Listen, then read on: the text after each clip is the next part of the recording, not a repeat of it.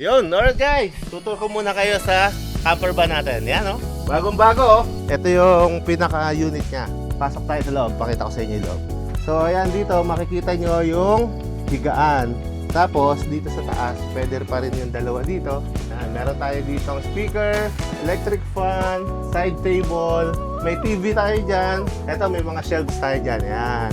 Merilo. So ano, ang ganda no? Bagong camper ba natin to? Sir, excuse po, occupied na po yan. Doon po kayo sa kabila. At sa kabila ba kami? Kala ko, sorry. Hindi sa atin to. Doon pala tayo sa kabila. Nakakahiya tayo. Doon pala tayo. Yun, sa kabila na yun. Alright, good evening guys. 7:51 ng gabi. So dito tayo mag-stay ngayon sa Ifugao Hut. Dito sa Tara Camper. Maganda yung lugar nila, tahimik. Bukas ng umaga, pag maliwanag na ipakita ko sa inyo yung buong area. Tapos may dalawang camper van sila dito na pinare-rent. Unfortunately, occupied na sila kaya hindi natin nakuha, no? Pero try natin ipakita sa inyo bukas yung loob ng camper van. Tutor namin kayo sa mga camper van. Isang minivan, tsaka yung isa, medyo malaki siya. Family van ba tawag nila? Family van. Tapos na-meet natin yung mag-asawang owner ng campsite na to na napakabait. Shout out sa inyo, ma'am and sir. Tatay and nanay. Yan. Good evening po. Happy Valentine's po. Ako po yung si Biring Ogot, Silverio. Si Tatay Bering, oh. Diba? Napakaswerte na naman natin, guys. Kasama natin yung mismong owner ng tahimik na lugar. Nalilibang po kami din dito. Dito po ko nararamdaman ang katahimikan. Noong ako'y nagkatrabaho na, pagbalik ko, wala na dito yung mga kapatid ko, mga nanay ko, nasa bayan na. Lumipat na sila. Tapos, akala ko, hindi na kami babalik dito. Ngayon, nandito ko, bumalik pala. At mas masarap po dito, no? Nung kami napasok, gusto namin agad makatapos at makaalis kami sa lugar na ito. Pagkarating na Maynila. Pero pagkatapos nitong matanda na, babalik pala kami dito. At masaya. Mga age po yan nag-start na parang maganda po pala talaga dito sa Cavite. Dito namin nakita yung naramdaman yung ginhawa. Marami nakikita kami katulad ninyo. Ayun. Maraming guest. Pagka nasayan po yung guest, mas masaya po kami. Hello po, good evening po. Hello po. Apple po. Si Ma'am Carmen. Ma'am Carmen. Ito yung may bahay. Butihing may bahay. Kailan nyo nang po napag-desisyon ng ito po gawing camping site? Ay, noon pong pandemic. Kasi kahit ako, ayaw natanggapin ng mga pulis na taga rito, magkakabayan naman kami dito. Dahil senior na daw ako. Diba nung pandemic May quarantine, gano'n. Hindi po kayo pinapasok. Kasi galing siya ng Maynila. nakapag-decide kami magpagawa. Ito lang po pinagawa namin. Masasabi ko pong masaya kayo dito. Ay, opo. Ay, Hindi po tayo magkakilala pero masasabi ko pong masaya kayo dito. Kasi yung bukas po ng mukha nyo. Nakaliwala.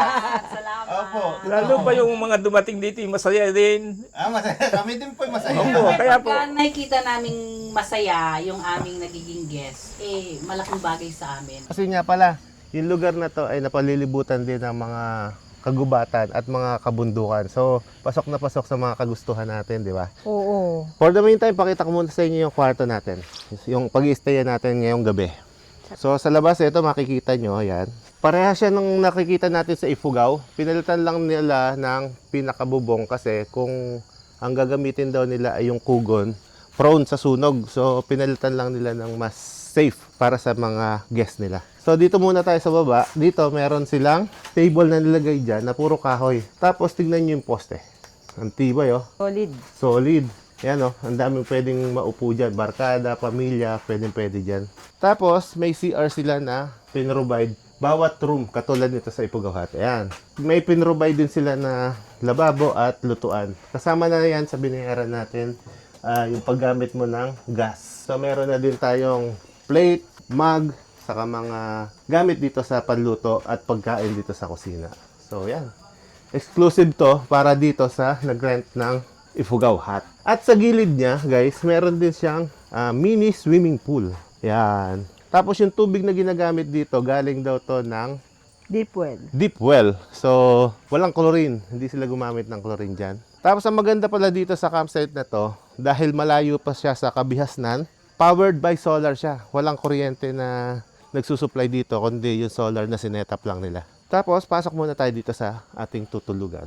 Bubungad sa inyo, hagdan ng ating Ifugao hut. Pag tinignan mo sa labas, parang ang liit niya. Parang 2 tao lang ang makakatulog. Pero ang totoo niyan, kaya niya mag-accommodate ng 5 to 9 person. Meron siyang mga bed dito sa gilid. So, 1, 2, 3, 4, 5. Dito sa baba, kung marami kayo, pwede tayo mag-extra beddings dyan. Tapos may TV, merong Video okay. video okay. So ayan, may speaker pa oh. Ayan, may 2 electric fan para kung medyo mainit, meron kang magagamit. Dahil malamig ngayon, siguro baka hindi natin siya kailanganin. Dahil buwan ngayon ng February. February 14. February 14, Happy Valentine's Day! Pag pupunta kayo dito at dito kayo mag-stay, magdala na kayo ng maluluto nyo na pagkain, kape, tubig, lahat ng mga kailangan nyo, dalhin nyo na dito. At siguradong mag-i-enjoy naman kayo. Approve? Alright guys, labas muna tayo saglit. Hanap tayo ng 7-Eleven or Alphamart na mabibili natin ng mga kailangan natin. Para meron tayong lulutuin na kahit ano pa man. Meron tayong baong bigas kaya lang wala tayong ulam sa kape. O, kami yung campers na hindi ready. Hindi ko in-expect na ganito kasi kalibleb. So, yun. Akala namin maraming mabibilihan na malapit. So, yan guys. Kita na lang tayo sa 7-Eleven. Baka mauna pa kayo. Yun, may Alphamart na guys. Tapos, meron din pala yun, lechon. May Angel's Burger. Ito, marami na dito. So, may mga mabibilang pala dito. Yun, Mr. Lempo. After 5 minutes, mararating na natin to sa may kanto lang. Yan. Okay guys, nakapamili na tayo ng mga kailangan natin. Balik na tayo sa campsite. Ayan na.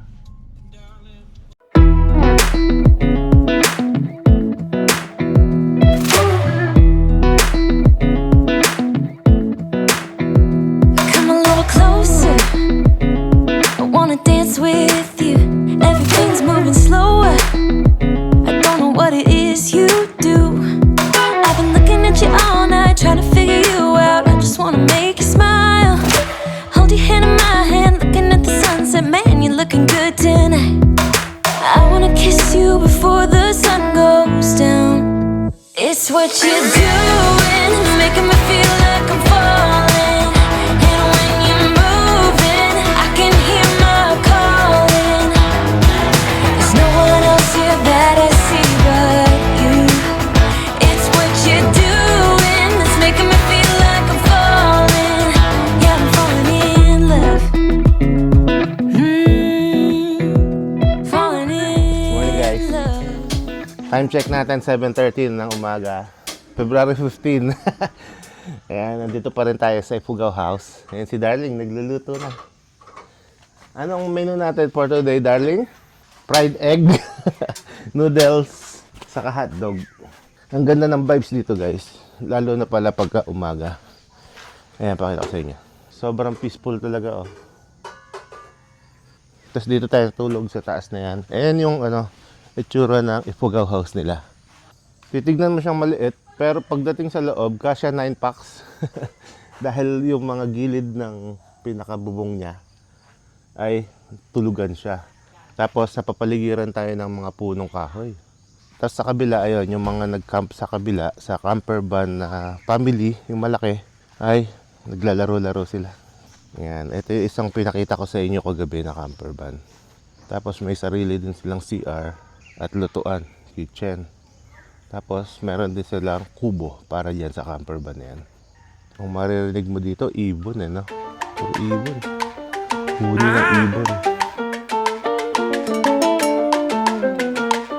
A comer. Dame la comida, abuela, chicharrones, papita frita. Dame un bistec de cerdo, frijoles negros, comida rica. Dame la comida, abuela, chicharrones, papita frita. Dame un bistec de cerdo, frijoles negros, comida rica.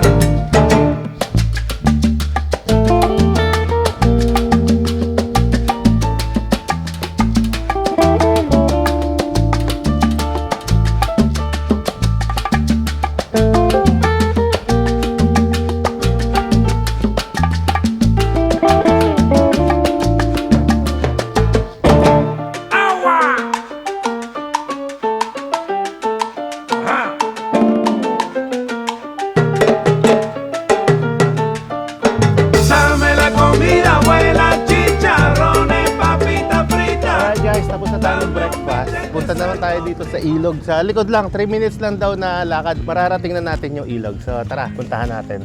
Ligo tayo doon. Explore, explore. Relax. Sarap buhay, oh.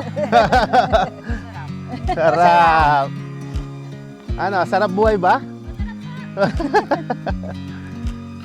So yan guys, ang sarap dito maglakad-lakad sa gitna ng mga puno. Forest, kagubatan. Tapos magbabasketball tayo dito ganyan. Whoop! Hininga agad ako doon. Ganda rito, oh. Tapos dito kayo mag-ATV, paikot-ikot kayo dito. Tapos pababa siya guys. Ayan, oh. Tara, tugya sa amin. Makikita na rito yung hagdan. May guide naman pala para hindi kayo maligaw. Ayan, oh. Ilog this way.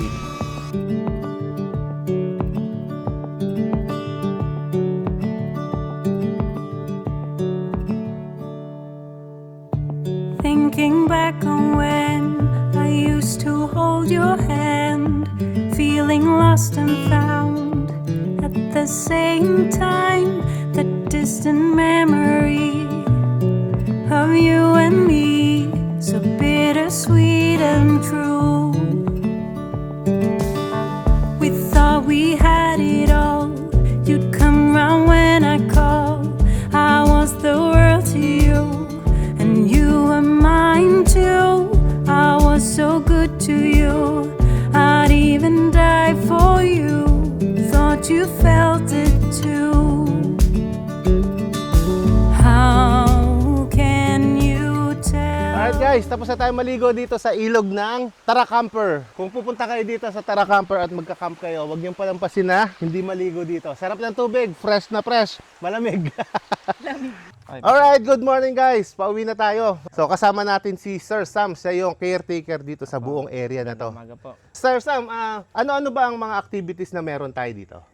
Activities po natin, gaya po na volleyball, badminton, basketball din. Mayroon din po tayo na ilog, pre-access na rin po tayo sa ilog. Meron din po tayo bike rental, then ATV rental po. Package naman po natin, gaya po ng mini camper van.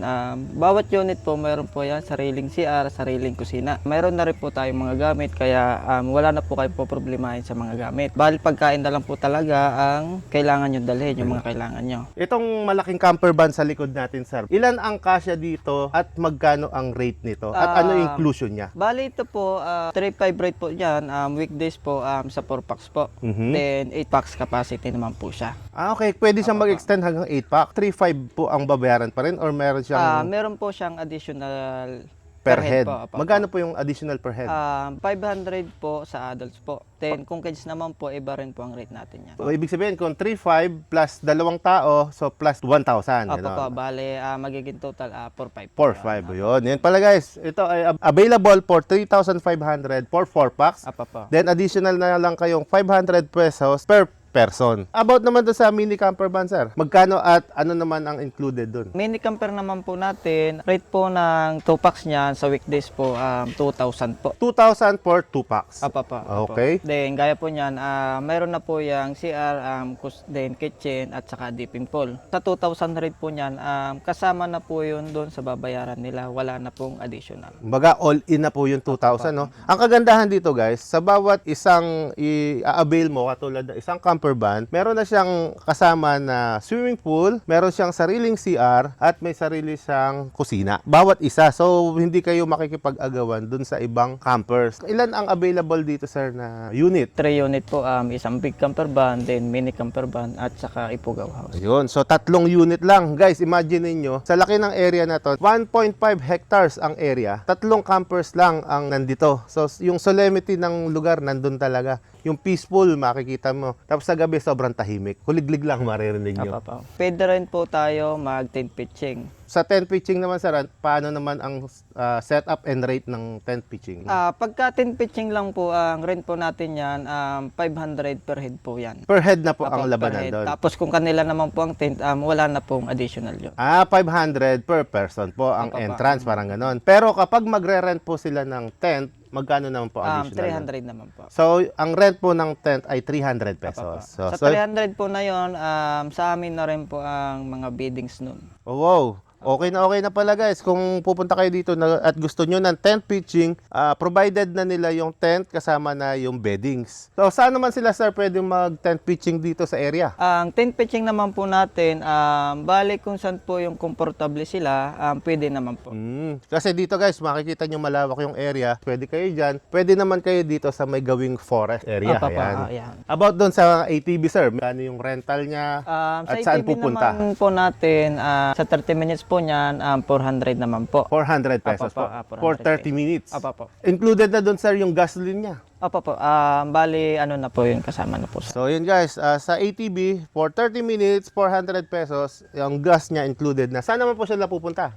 Dito lang sir, sa loob lang din po ng campsite. So pwede silang magpaikot-ikot dito sa forest na to. Papunta sa ilog sir, pwede nilang dalhin doon. Opo.